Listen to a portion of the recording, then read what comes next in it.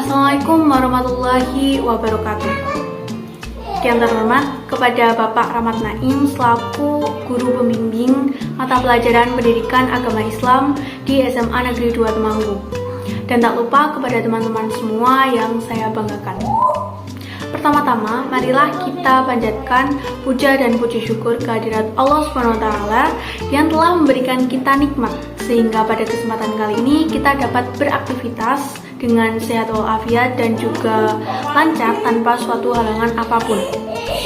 Salawat serta salam senantiasa kita curahkan kepada junjungan kita Nabi Agung Muhammad SAW.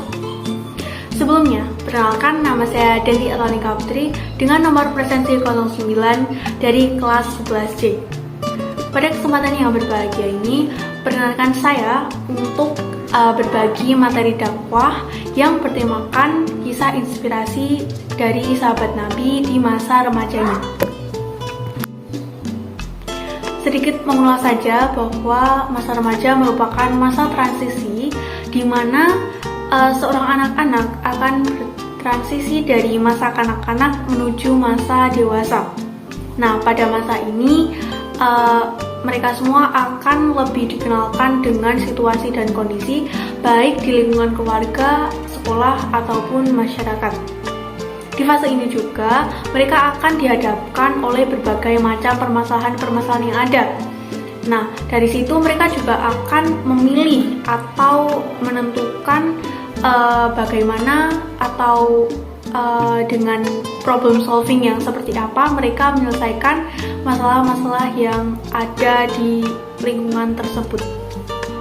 Nah, ada nih salah satu tokoh atau sahabat Nabi yang memiliki kisah di mana mereka itu sudah memiliki prestasi atau mereka itu sudah dapat meraih sesuatu yang sulit untuk digapai oleh semua pemuda waktu itu. Nah, salah satunya adalah Usamah bin Zaid bin Harisah.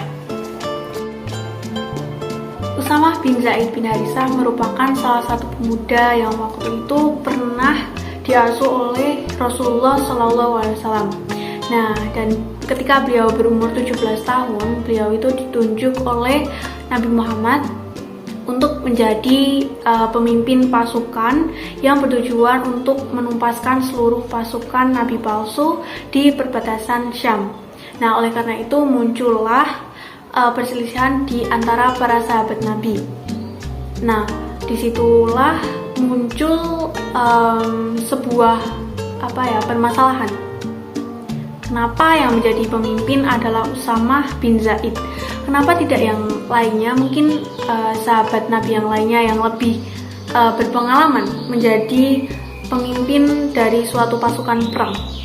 Ya, karena dia dari umurnya, beliau baru mencapai 17 tahun pada waktu itu.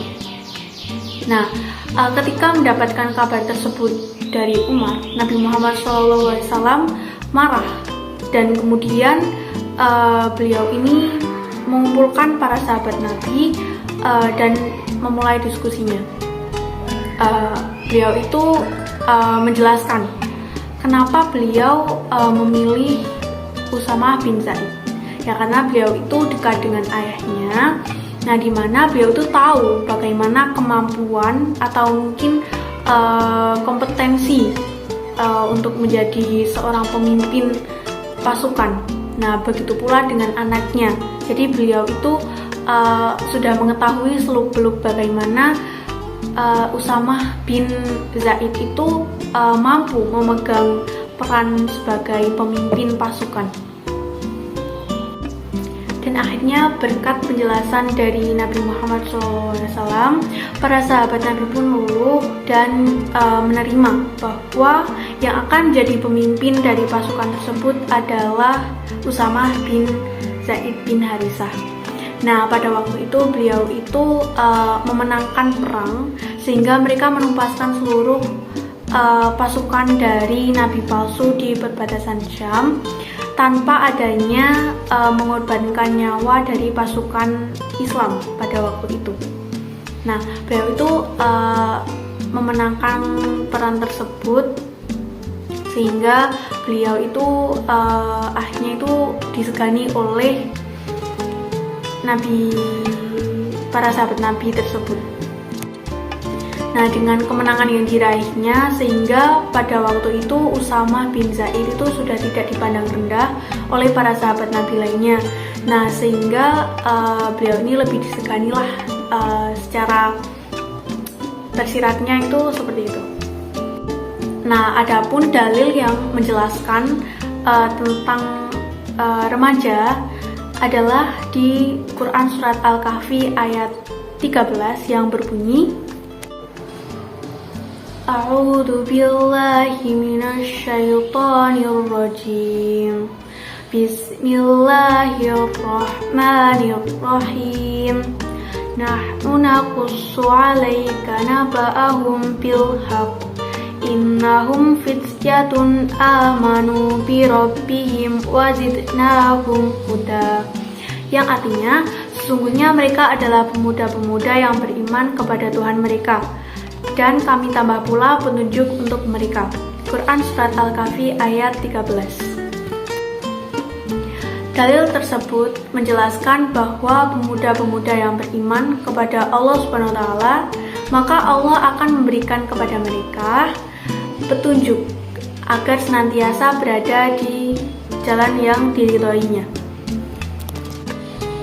Adapun kesimpulan yang kita dapat dari kisah inspirasi yang sudah dijabarkan tadi adalah kita sebagai generasi muda harus senantiasa melakukan hal-hal positif dan juga bermanfaat, sehingga kita dapat mengasah kemampuan kita, sehingga kedepannya kita akan dihadapkan berbagai permasalahan yang mungkin kita sendiri tidak menduga-duga, dan juga mungkin dibilang kayak wah kayaknya bisa deh, tapi kita harus bisa.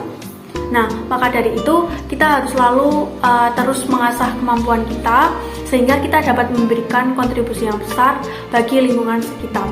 Nah, selain itu kita juga akan mendapatkan petunjuk dari Allah SWT, dimana jika kita beriman, kita akan senantiasa berada di jalan yang diridhoinya. Buat kalian semua, ada satu quotes dari Bianca yang berbunyi, kalau hidup sekedar hidup, babi di hutan juga hidup. Kalau bekerja sekedar bekerja, kera pun juga bekerja. Sekian materi dakwah yang dapat saya sampaikan. Kurang dan lebihnya mohon maaf. Semoga yang sedikit tadi dapat bermanfaat bagi kita semua. Saya akhiri, wallahu muwaffiq ila aqwamit thoriq. Wassalamualaikum warahmatullahi wabarakatuh.